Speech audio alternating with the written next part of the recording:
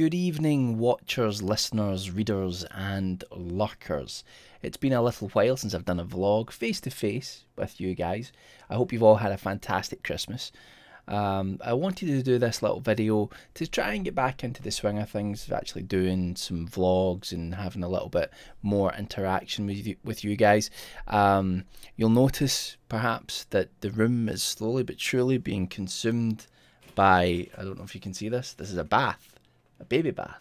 It's slowly being consumed by my daughter's things. It was once a shrine to writing and horror. Now it is slowly becoming a shrine to my baby daughter, who is amazing, by the way.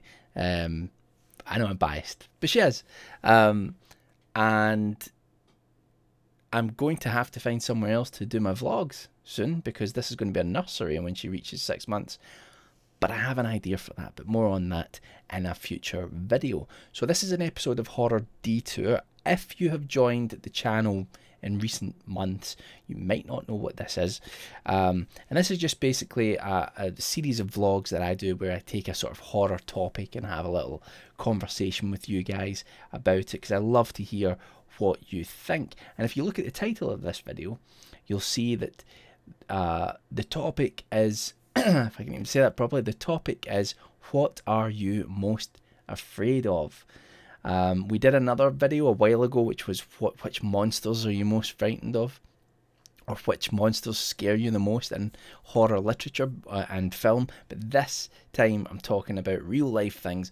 What actually scares you the most? What are the things that just make you feel like, whoa, no, I'm not doing that, I'm not going over there, whether it be bungee jumping or whatever, I don't know. So to get the ball rolling, I'll tell you a little bit about some of my fears. I'm going to come across as a neurotic mess when you hear about all my fears. Not all of them, I'll share a couple with you. So the first is, I have a terrible fear of flying. I have flown before. Ever since I was young, I've had a fear of flying. I don't know exactly where it came from originally. Certainly, I never flew when I was a kid, so I wasn't exposed to that sort of thing. But as I got older, the fear got worse. And when I was 21, I decided at the time that I needed to face my fear. Couldn't look myself in the mirror if I didn't think, just face it at least once. So I did. I went on a flight to Turkey, which takes about 4.5 hours, and it was the worst flight imaginable. It was really, really bad. You couldn't take your seatbelts off for the entire flight. And one of the people who were traveling with me, who had actually been in the army and flown all over the world, and had actually been in a plane crash where a plane had flipped over onto its back, a single engine plane, when he was working. Even he said when we got off the plane, he was like, I was a little bit worried about that. I'm not going to lie, Mike, I was a little bit worried. And all through the flight though, I was looking at him and he was like, it's fine, don't worry about it, this is nothing, this is fine. But you could feel the plane, it was as if it was struggling. But anyway, so that didn't really make things much better. And then on the way back, the disaster that I am, I managed to catch an ear infection from a swimming pool in Turkey. And on the way back, every time the air pressure changed, it was agony. It was so painful. So that's my two experiences of flying. Been terrified ever since. I think the mistake I made with it was that I then left it years until I thought, well, I might go and fly again. I have travelled quite a bit, bizarrely, which people find really strange. And the reason I've travelled is that I go long distances to many different countries. Using train and boats and buses and just anything that keeps me either on the ground or on the water, because I'm a total water baby. I love the sea. Anything that does that, keeps me out of the sky, that's okay with me. And it's a strange one, and I know it's bad. I know it's bad, and I've even spoken to a hypnotherapist about it, and within 5 minutes he was like, I couldn't cure you. Your fear is so deep-seated that you don't even want to be cured, really. And I think there's a truth in that. But I think that fear really comes from like a loss of control. I don't have control over the plane.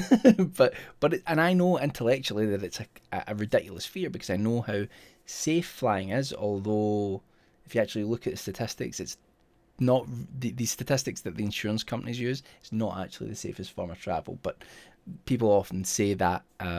That's a whole topic for another video.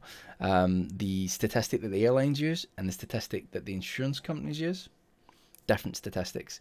The statistics that the insurance companies use to insure planes basically says that it's not. You're more, it's more dangerous than getting on a train, for example. But anyway, so that doesn't matter. It's still incredibly safe. It's incredibly safe.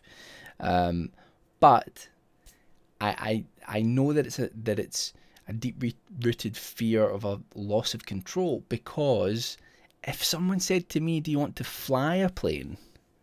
then I would give it a go. I would give flying a plane a go. That sounds fun. So it's really weird. It's like, I wouldn't get in a plane if someone else is flying. But if someone who has absolutely no experience of flying an airliner or anything like that, if I were given the opportunity to actually fly, then I would go for it. If someone parked a jumbo jet outside my house and said, "Do you want to take that for a drive or for a fly?" I'd be like, "Yeah, go for it." Anyway, can you tell that I'm full of coffee right now? Yeah, that's why I'm jabbering on. So that fear of flying is really terrible, to the point where I feel really sorry for my wife, but we don't fly anywhere. It's that bad. And my rationale for it, if there is one, is that my fear is so bad that even if I got in the plane to go somewhere, I would never be able, it would take, for the months leading up to it, I wouldn't be able to think of anything else. And then while I was there, I wouldn't be able to enjoy myself, because I would know I'd have to come back on a plane. And if I got on a plane, I'd make sure I was going somewhere that I couldn't really get to otherwise, because then it'd be a sort of wasted journey. So it would be somewhere that'd be far away. I can travel around all of Europe, I can do all of that without getting on a plane. But and I think the flip side of it as well is that I love traveling on the ground. I love backpacking, and I love landing. And landing maybe is the wrong word, but I love ending up in a random city that you didn't intend on going to, and having no idea where you're going to stay, and have nothing but a backpack on your back, and you're just like, right, okay, I have to find somewhere. I love that sort of thing. I did that when I was younger, and that's an exciting thing. You meet a lot of people as well along the way, which you don't think you really get to do so much on planes. But anyway, so that is probably my worst fear. I've got another fear, which is quite common really when you talk to a lot of people about it, but I actually suffer from health anxiety, which is quite can be quite a debilitating thing at times in my life if I go through a sort of bad stage of it.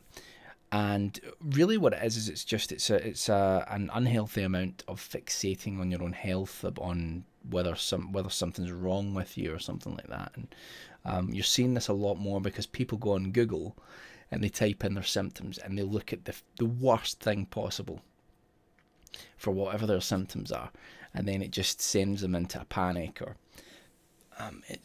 or makes you just feel absolutely terrible until you go to a doctor and your doctor says, run some tests, but you're probably okay. So that's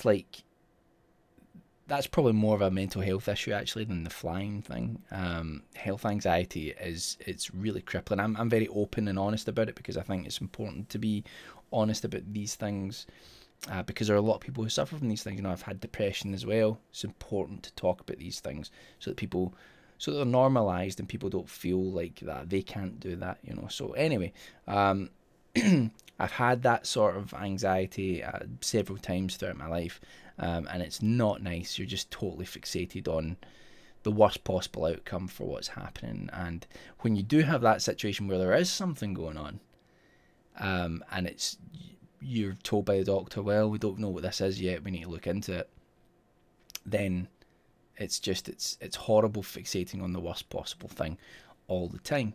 So those are probably my two biggest fears. My biggest fear is fear of flying, and I have this health anxiety, which is really like a fear of, you know, having a heart attack or a stroke or having cancer or something like that. So they're my worst real life fears, outside of the obvious ones. The obvious ones, first and foremost, are, you know, if anything happened to your family. And I think that kind of goes without saying, you know. I mean, I have a baby daughter now, and like, God forbid if anything ever happened to her, and my wife and my mum and dad and my brother, and you know, so I think that sort of fear of loss is a really, really common one.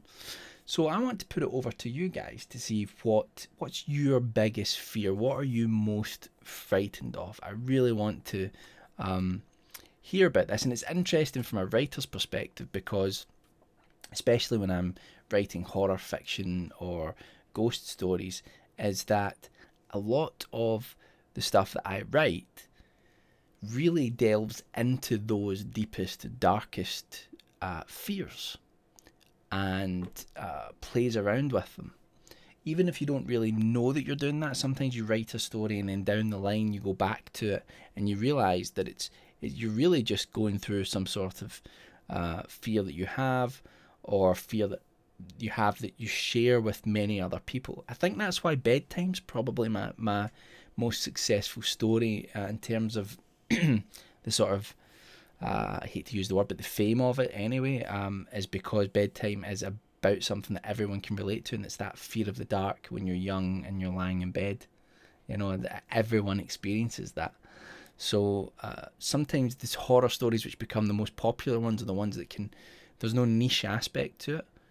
Everyone can delve into it because they can totally relate to that type of fear. And I think that's why as well, when you read a lot of ghost stories especially, but a lot of horror fiction, there are often characters who have already lost something terrible. They've already had a terrible loss, rather. They've already lost a loved one or something like that's happened to them. And they're dealing with that sort of grief, and people can empathize with that. They can understand that, or it happens in the story, or there's a fear of it happening, and that keeps the reader on the edge as well. So anyway, I'm prattling on. Like I say, new father, not sleeping very much at the moment, having just drank some coffee. So I want to put it over to you guys. What is your worst fear? What are you most frightened of? Please let me know in the comments below. Maybe we'll have some sort of therapy session from it. We'll all get through our fears together. I don't know. Probably not. But it's fun to talk about these things and share anyway. Alright, that's all for me for now. And I'll be back in another video, probably doing some more narrations. We've got a bunch of other things working behind the scenes. And it's really great to be back producing horror content for all you guys to enjoy. I'm loving the comments that we've been getting, and the channel's such a passion of mine that I really missed doing it, so it's great to be back. Anyway, I'm going to stop prattling on now and let you all go. Let me know what your worst fear is down below, and I'll be back soon with another horror detour or something else.